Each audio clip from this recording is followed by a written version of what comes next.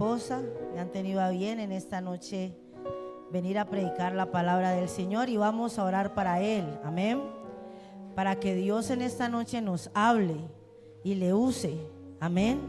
Así que levante su mano y vamos a orar en esta noche a favor del hermano Duván. Señor Jesús, en esta noche, Señor, te presentamos tu siervo. Tú lo escogiste, Señor, a él para que traiga la palabra en esta noche, Señor. Tú sabes de qué tenemos necesidad, Señor Jesús. Tú conoces nuestros corazones, Señor. Tú conoces nuestras vidas, Señor Jesús. En esta noche edifícanos, Señor. Háblanos a través de él, Señor Jesús. Que nuestra vida sea transformada por tu palabra en esta noche. Que nuestro corazón en esta noche reciba tu palabra, Señor Jesús. Que en esta noche tu palabra nos quebrante, Señor Jesús. Que cambie nuestra manera de vivir, nuestra manera de pensar, Señor. Porque todavía te necesitamos, oh Dios, en el nombre de Jesús. En el nombre de Jesús.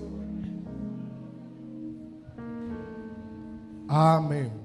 ¿Cuántos damos gloria a Dios? Gloria al nombre de Jesús. Quiero saludar de una manera muy especial a la amada iglesia del Señor.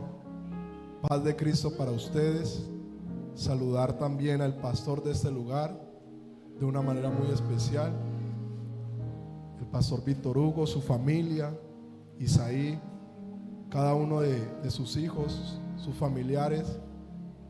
Saludar a la directiva de los jóvenes. Agradecerles por el voto de confianza. A la directiva de alabanza. Bueno, a todos mis hermanos de una manera muy especial. Me siento honrado por Dios por esta oportunidad que tengo de poder exponer la palabra del Señor Jesús. Amén.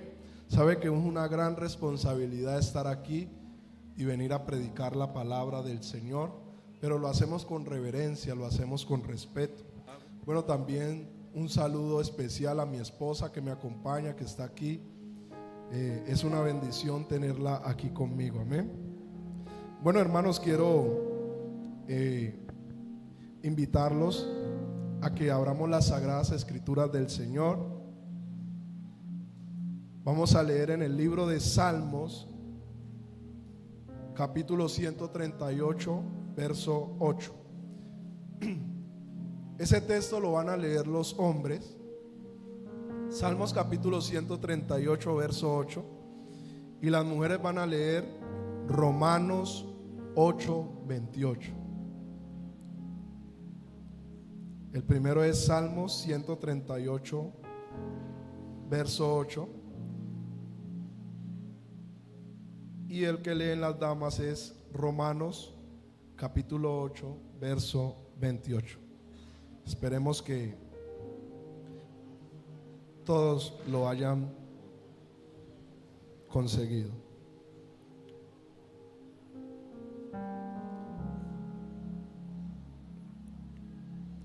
Aleluya. ¿Ya todos lo tienen? Amén. Bueno, leemos los hombres. Salmo 138, verso 8. Jehová cumplirá su propósito en mí. Tu misericordia, oh Jehová, es para siempre. No desampares la obra de tus manos. El texto de Romanos capítulo 8, verso 28, lo leen las mujeres.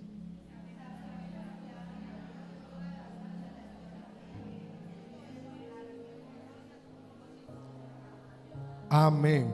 Gloria a Dios. Damos gloria a Dios. Antes de sentarse, salude a dos o tres. Dígale: hermano, no me vaya a conversar en el mensaje.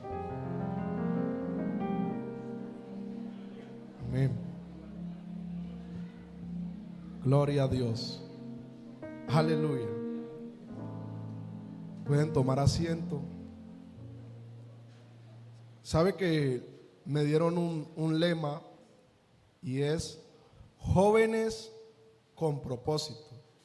Dígale al que está a su lado, jóvenes con propósito. Aleluya. Bueno, pero aquí no solo hay jóvenes, amén. Hay hermanos adultos, hay damas, caballeros. Y este mensaje es para todos nosotros, amén. Sabe que cuando me dieron este lema,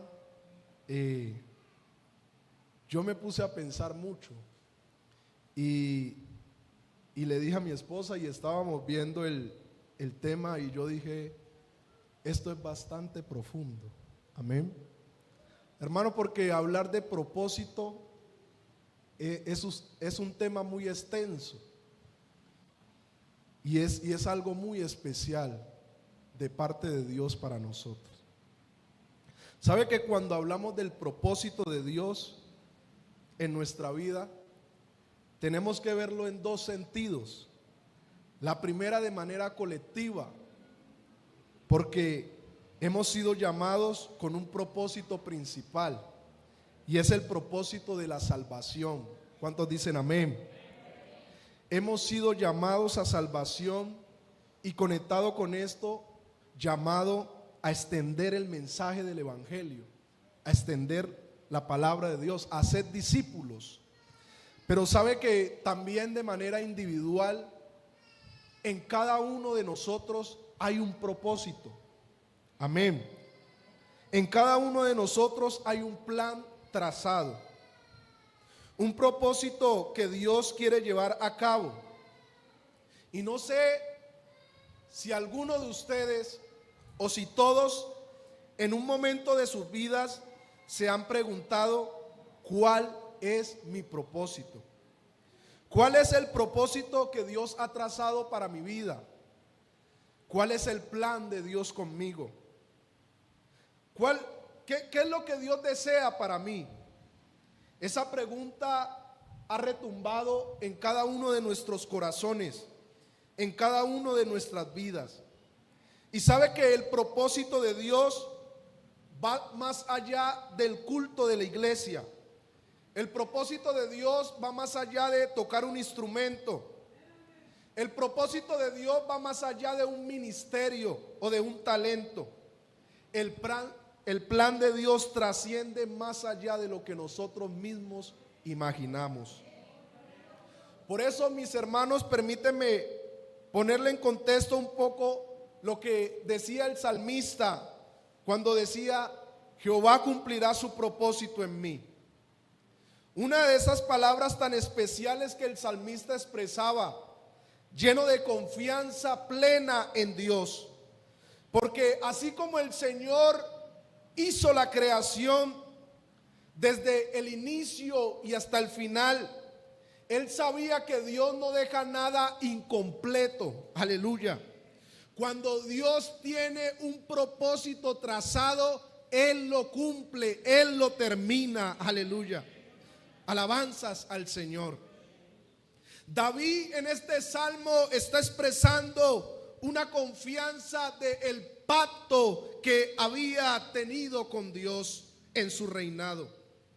Sabe que David estaba confirmando que Dios cumpliría el propósito de él cuando estaba mencionando acerca de la palabra que le había dado el profeta.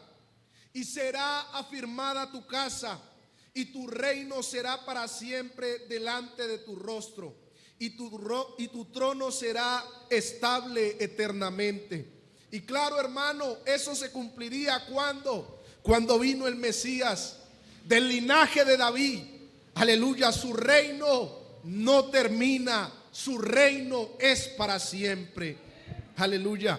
La palabra de Dios en el libro de Filipenses capítulo 1 verso 6 dice: estando persuadido en esto, que el que comenzó la buena obra en vosotros la perfeccionará hasta el día de Jesucristo. Amén. Porque el que comenzó en nosotros la buena obra, Él la perfeccionará. Aleluya. ¿Cuántos damos gloria a Dios? Y permítame presentarle, mi hermano, mi hermana, niño que me escucha. algunos ejemplos de hombres que han tenido un propósito de Dios. Tengamos en cuenta algunos aspectos de estos hombres. Quisiera hablar de Nehemías, un hombre cuyo significado, la palabra, o cuando uno lo está estudiando, dice Jehová consuela. Y sabe que cuando en el antiguo tiempo a un niño se le ponía un nombre, era con un propósito de lo que él iba a hacer. Y sabe que el nombre de Nehemías, Jehová consuela, no fue puesto porque sí. Sabe que cuando fueron llevados cautivos el pueblo de Israel, había un hombre llamado Nehemías.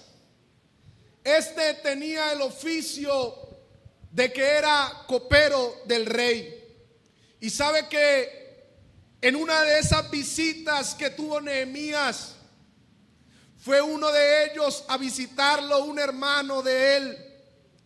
Y sabe que Nehemías le dice a este personaje: ¿cómo están los que se escaparon del exilio, los que alcanzaron a huir? ¿Cómo está Jerusalén? Y sabe que le dieron la mala noticia que las puertas estaban derribadas y los muros también, y el pueblo estaba en gran afrenta y gran mal. Sabe que Nehemías, al escuchar la noticia que le habían dado, tuvo mucha tristeza y mucho lloro, al punto de que tuvo que postrar sus rodillas delante de Dios, al punto de que tuvo que irse a la presencia del Señor y expresar esa tristeza, eso que tenía en su corazón, porque aunque estaba ahí con el rey, aunque le servía el rey, aunque podríamos decir que estaba cómodo, en él había un dolor por la afrenta, por lo que estaba viviendo su pueblo. Y sabe que este hombre comienza a orar, este hombre comienza a dirigirse hacia Dios. Y comienza a exponer sus pecados. Él se pone dentro de Israel y dice: Señor, contra ti hemos pecado, nos hemos corrompido, hemos hecho lo malo. Pero también comienza a recitarle la ley. Señor, tú dijiste que si pecábamos seríamos esparcidos.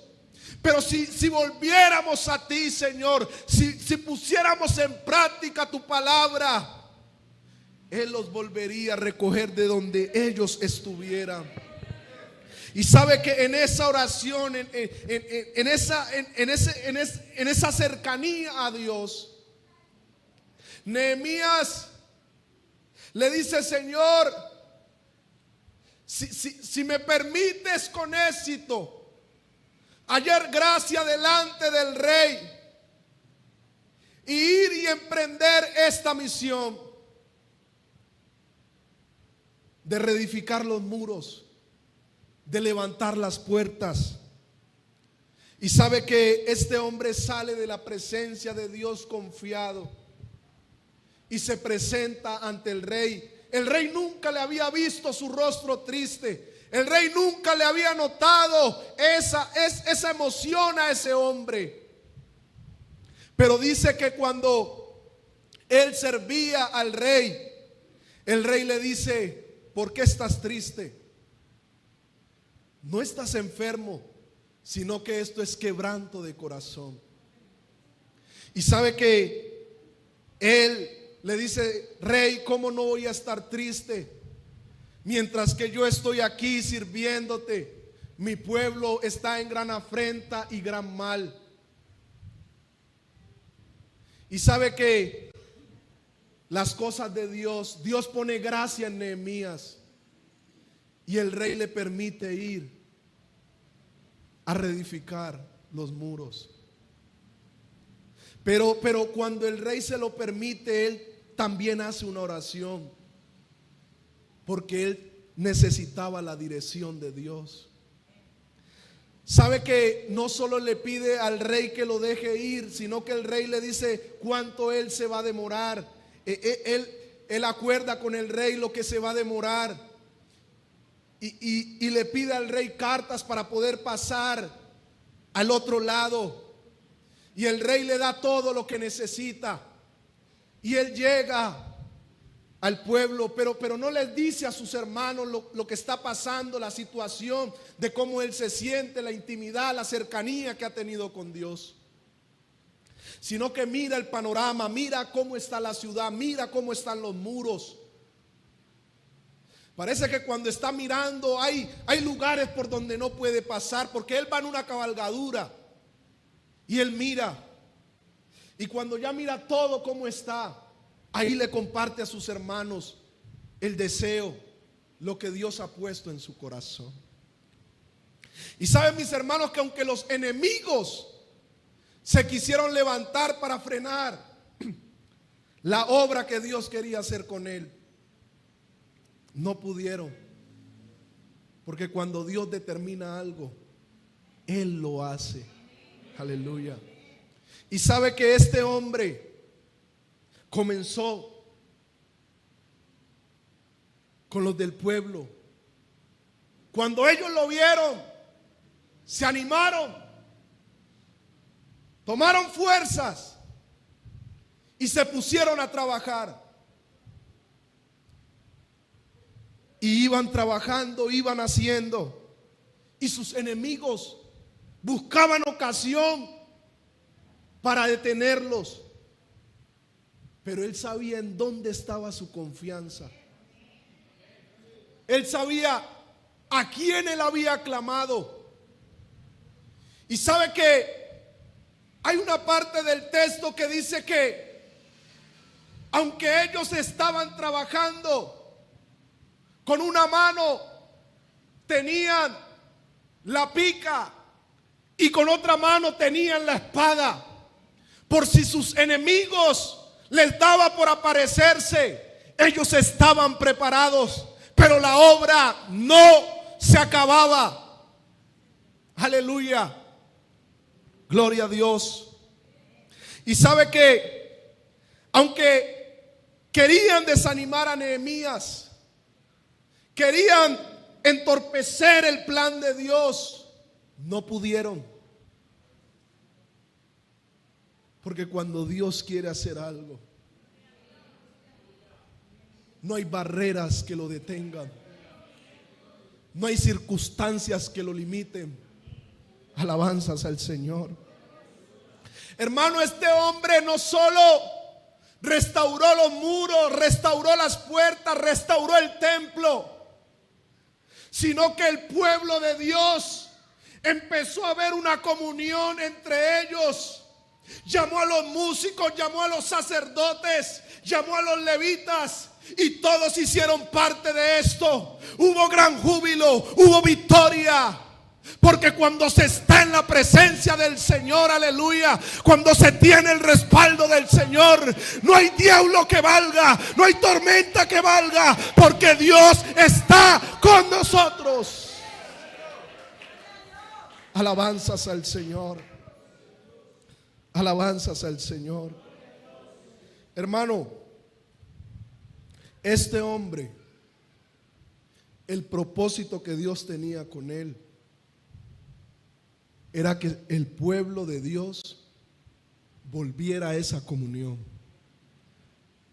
se restaurara el templo, se restaurara la comunión con Dios. Para ellos el templo era muy importante, era el centro de adoración. Para ellos la comunión entre ellos era muy importante, a tal manera que la Escritura dice que el rey puso por gobernador a Nehemías. Aleluya. Quiero que aprendamos de Nehemías algo. Si usted no conoce el propósito de Dios, quiero que conozca algo.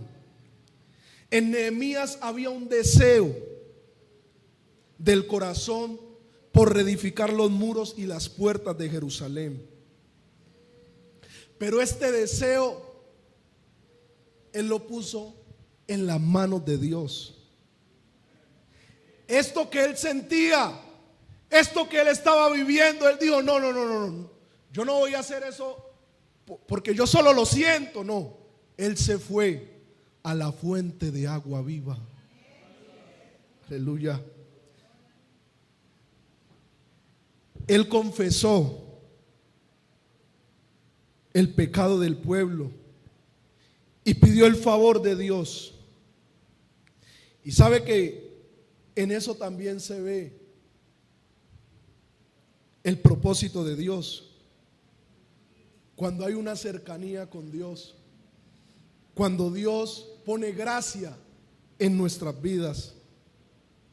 Hermano, porque los enemigos, las circunstancias, las situaciones difíciles no pueden detener el camino rumbo al propósito de Dios.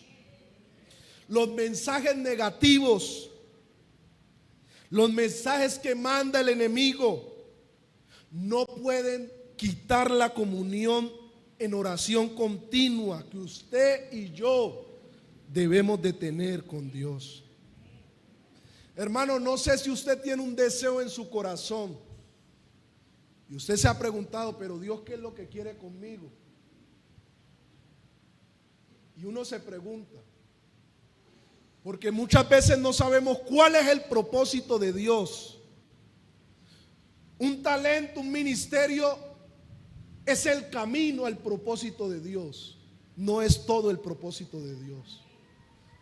Porque hay veces centramos el propósito de Dios aquí, pero el propósito de Dios es más allá.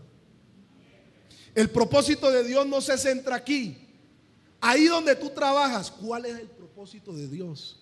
Ahí donde tú estudias, ¿cuál es el propósito de Dios? Ahí donde el maestro da clases, ¿cuál es el propósito de Dios? Ahí donde aquel que tiene una empresa, ¿cuál es el propósito de Dios? Necesitamos ubicar el propósito de Dios, pero para eso necesitamos que la oración, la cercanía a Dios, eso que nosotros sentimos en nuestro corazón, Dios lo confirme, Dios lo direccione. Aleluya. Quisiera tomar otro joven, José.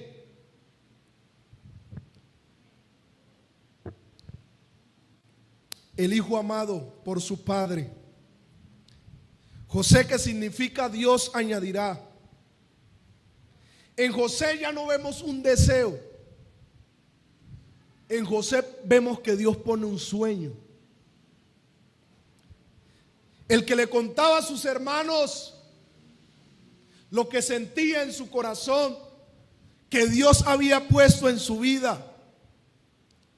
Esos sueños que él no entendía claramente, pero hablaban del propósito de Dios. El joven que era obediente, el joven que le contaba a sus hermanos y ellos tuvieron envidia porque ellos decían, ¿cómo este va a decir eso? Porque como su papá lo amaba tanto. Y sabe que en esos mandados que el padre le pide al hijo que le haga, José fue donde sus hermanos. Y sabe que sus hermanos desde la distancia dijeron, allá viene el soñador, matémosle y vamos a ver dónde quedan sus sueños. Y sabe que uno de ellos estaba haciendo como para que no lo mataran. Y sabe que José, cuando llegó a ellos, lo lanzaron a la cisterna. Y sabe que ellos estaban ahí cuando venían pasando los ismaelitas. Y entre ellos dijeron, vamos a venderlo, vamos a vender a nuestro hermano. Y sabe que vendieron a José. Y José llegó a un lugar donde también lo pusieron en la casa de Potifar. Y sabe que dice la palabra que todo lo que José hacía, Dios lo bendecía, porque fue mayordomo de su casa. Y Dios estaba con José. Y José era fiel a Dios. Y sabe que dentro de eso que José estaba haciendo, se le presentó una tentación. Y sabe que no solo fue una vez, porque la palabra dice que ella constantemente lo buscaba. La esposa del jefe, la esposa del patrón. Y él le dijo: ¿cómo yo pecaría contra Dios y vendría contra mí tal mal? La fidelidad a Dios. Y sabe que ella, porque él salió corriendo desnudo y sus ropas quedaron con ella, y ella creó una mentira sobre él contra su esposo, y José tuvo que parar a la cárcel. Pero hermano, yo no sé si usted alguna vez ha visto que a una persona que esté en la cárcel le den las llaves para cuidar a los que están en la cárcel. Esto es mucho Dios el que nosotros tenemos. Aún en la dificultad, Dios estaba con José. Amén. Aún Dios ponía gracia en José. Y sabe que se presenta un copero y un panadero, y ellos tienen un sueño, y no hay quien lo interprete. Pero como Dios, cuando tiene un propósito, escúcheme bien, Él da capacidades, Él da herramientas. Y claro, le dio esa capacidad de poder interpretar a José. Y sabe que sobre el que daba la copa o daba el vino al rey, le dijo: en 3 días Dios te restaurará tu lugar. Y al panadero le dijo: en 3 días tú morirás. Y así se cumplió. Y José le dijo: no se vaya a olvidar de mí. Pero hermano, el hombre olvida, pero Dios no se olvida. Dios no se olvida. Y entre esos hombres que también tenía una curiosidad, había tenido otro sueño. Ya no era cualquiera de la ciudad, sino que era la cabeza mayor del reino. Y no hay quien le interprete este sueño. Y ahorita sí se acuerda el copero del rey. Rey, hay un joven que cuando tú nos enviaste a la cárcel y nosotros teníamos un sueño, él interpretó nuestro sueño. Llámalo a él, es uno de los hebreos. Quizás él pueda interpretarte el sueño. Y sabe que llamaron a José. Y me llama mucho la atención lo que José le dijo al rey: no seré yo el que interprete tu sueño, es Dios el que va a interpretar tu sueño. Y sabe que José empieza a oír al rey que había soñado que pasaban 7 vacas gordas, y luego de esas vacas gordas venían 7 vacas flacas, y parecía como que las flacas se comían a las gordas. Y también hablaba la palabra del Señor. Permítame ir allí al texto.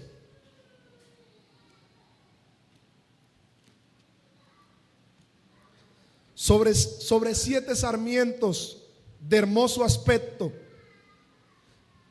Y pasaban los 7 sarmientos hermosos, pero también pasaban 7 sarmientos muy del mal aspecto. Y entonces él le dijo: rey, el sueño es veraz, y si son 2 veces es porque así es y Dios lo ha planeado. Son 7 años de abundancia, pero también vendrán 7 años de escasez. Busca un hombre sabio, capaz, que tenga las herramientas para que en esa abundancia, cuando vengan esos 7 años de abundancia, guarden durante esos 7 años de escasez. Y el rey le dice: ¿qué más joven sino tú? Por encima de mí solo estarás tú. En todos los planes tú gobernarás sobre todo. Y ese fue el joven que Dios puso por gobernador. ¿Sabe que sus hermanos se presentaron? Y él hizo que uno de sus hermanos se quedara y los envió otra vez a su padre. Y su padre se enojó con sus hermanos. ¿Cómo es posible que ustedes yendo hacia allá yo pierda otro hijo? Y ellos tuvieron que decirle a su padre: Señor, Padre, envíanos de nuevo, porque este rey dijo que si no nos envías, no traeremos a nuestro hermano. Y sabe que el padre le dio la bendición de que fueran. Y hermano José, a pesar de que había pasado el tiempo, a pesar de que habían pasado las situaciones, también en él habían dolores. También en él había como una sensibilidad. Porque él, cuando veía a sus hermanos, él lloraba. Lloraba de todo lo que estaba sucediendo. Y sabe que para entrecortar un poco, porque nosotros conocemos mucho esa historia, pero hay en un momento donde José tiene a sus hermanos en la mesa y sabe que él salta y se da a conocer: soy José. Y parece que hay un silencio en ese lugar.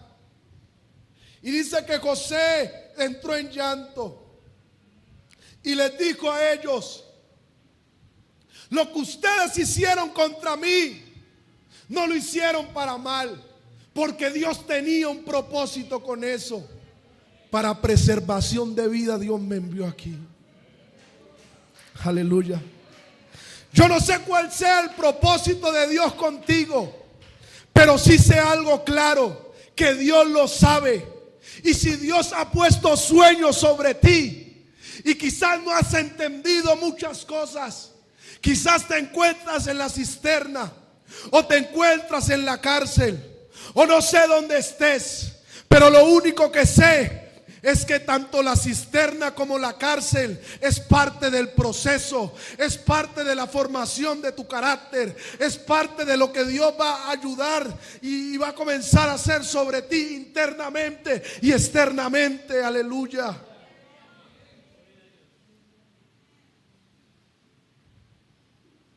Porque aún en el propósito de Dios debe haber fidelidad. Aún en el propósito de Dios debe haber integridad. Aún en el propósito de Dios, aleluya, aunque venga la situación más difícil, más tormentosa, nosotros debemos de apegarnos a la mano de Dios, apegarnos al propósito de Dios. Hay 2 preguntas en esta noche. ¿Sabes cuál es el propósito de Dios para tu vida? ¿Sabes qué es lo que Dios ha trazado para tu vida? ¿Sabes cuál es el plan de Dios para tu vida? Porque esto no es del que corre, sino del que Dios tiene misericordia. Hermano, tiempo y ocasión acontecen a todo.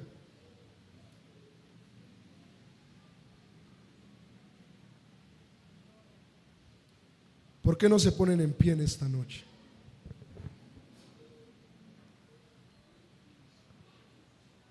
Hay gente aquí que ha venido y no sabe cuál es el propósito de Dios para su vida. Y quizás en algún momento ha pasado por esa puerta y sale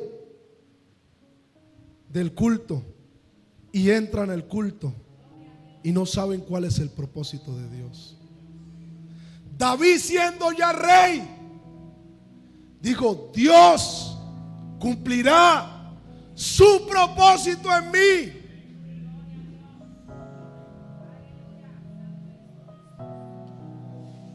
Va más allá del reino.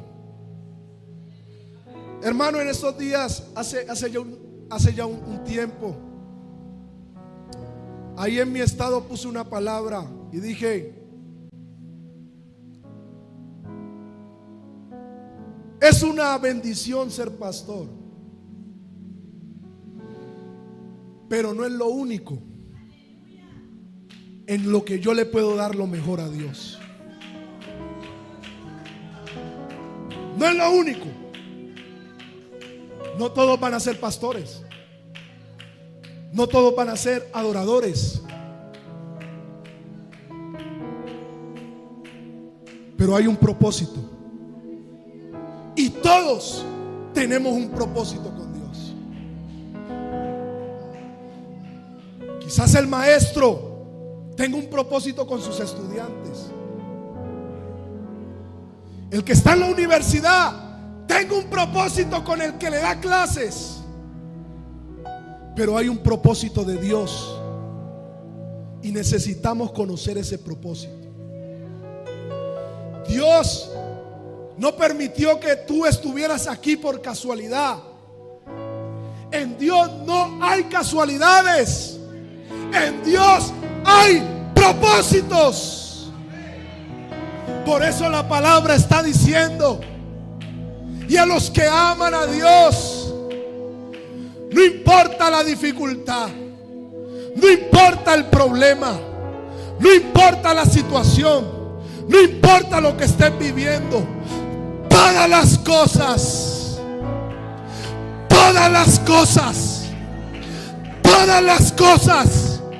nos ayudan a bien. Y sigue diciendo la palabra, esto es: los que conforme a su propósito son llamados. Hay alguien que quiere que Dios le direccione su propósito. Hay alguien que quiere que Dios le direccione su propósito. Aquí está el altar. Aquí está el altar. Jóvenes, hay un propósito de Dios en cada uno de ustedes. Anciano, hay un propósito todavía en ti. Caballero, hay un propósito todavía en ti. Líder, hay un propósito todavía en ti. Adorador, hay un propósito todavía en ti. Hay un propósito todavía en todos nosotros. El enemigo está buscando como entretenernos, como que olvidemos el propósito de Dios. Que prestemos atención a otras cosas. Porque, hermano, el propósito de Dios no se trata de grandes escenarios. No se trata de ser reconocido. El propósito de Dios me está hablando en esta situación, que es algo de intimidad, que es algo de nosotros y es algo que beneficia a los otros. Hay un propósito de Dios. Hay un propósito de Dios sobre esta iglesia. Hay un propósito también sobre esta iglesia. Sobre esta iglesia hay un propósito de Dios.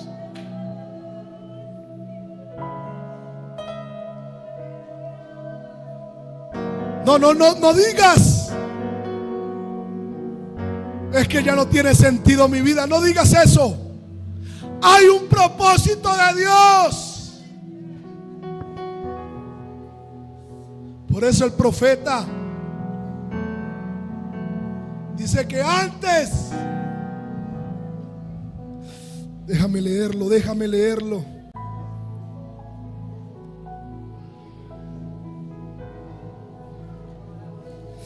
Alabanzas a Jesús. Alabanzas a Jesús. Santo Dios.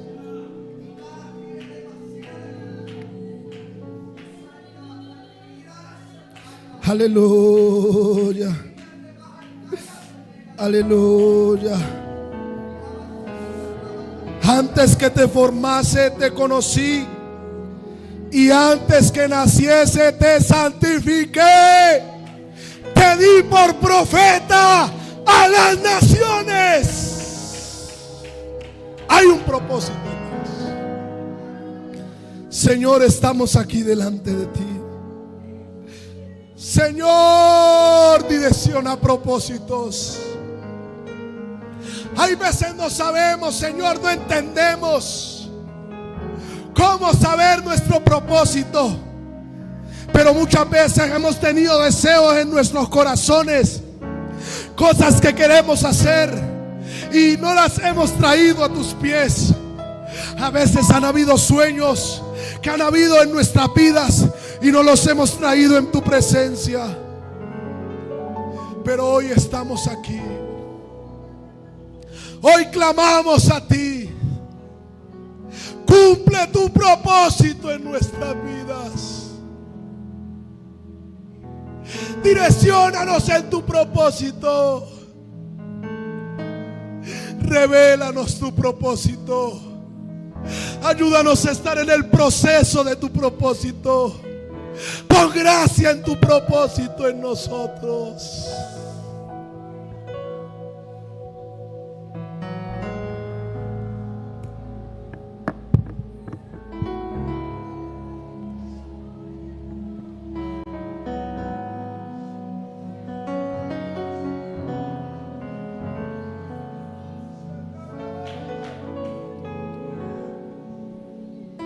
Gloria a Dios, aleluya.